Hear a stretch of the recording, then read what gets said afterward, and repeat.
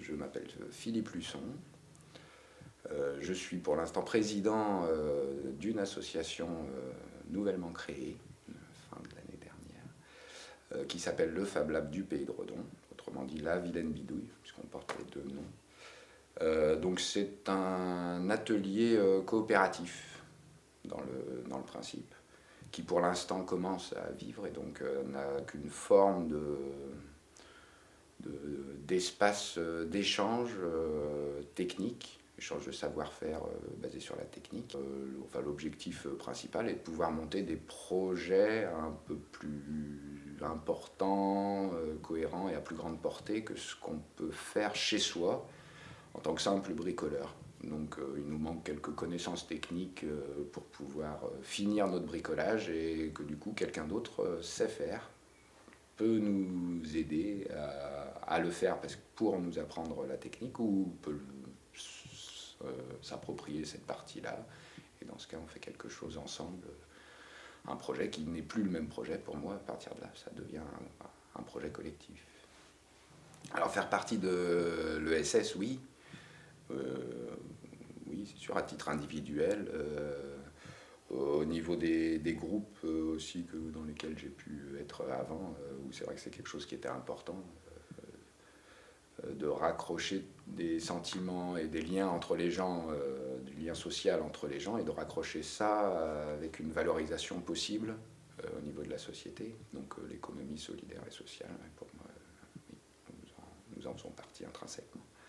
Alors, pour le fonctionnement, on a un fonctionnement, je dirais, optimum, qui est vraiment d'avoir un lieu de production, de fabrication, donc avec des machines.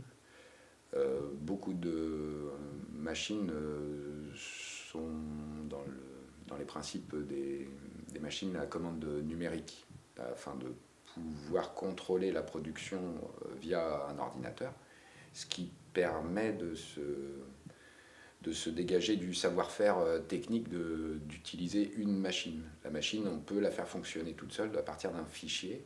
Donc, ça permet que n'importe qui peut venir au Fab Lab en ayant déjà un fichier pour fabriquer quelque chose et puisse, au travers d'une interface ordinateur numérique, et puisse produire ce qu'il a déjà imaginé et qu'il a en fichier. Ça, c'est la partie technique vraiment, voilà, qui met en principe tout le monde à niveau, et c'est un minimum, enfin c'est un optimum pour être dans la charte des Fab Labs.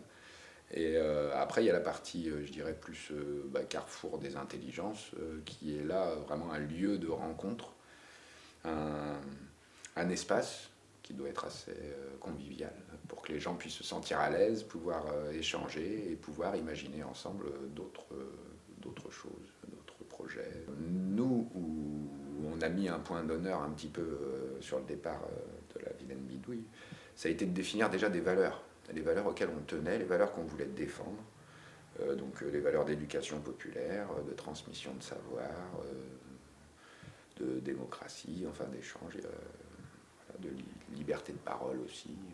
Pour nous, le Fab Lab, même s'il a un lien avec les autres Fab Labs au niveau mondial, pour nous il n'y a pas de souci, il n'y a pas de restriction, doit permettre la valorisation des compétences au niveau local.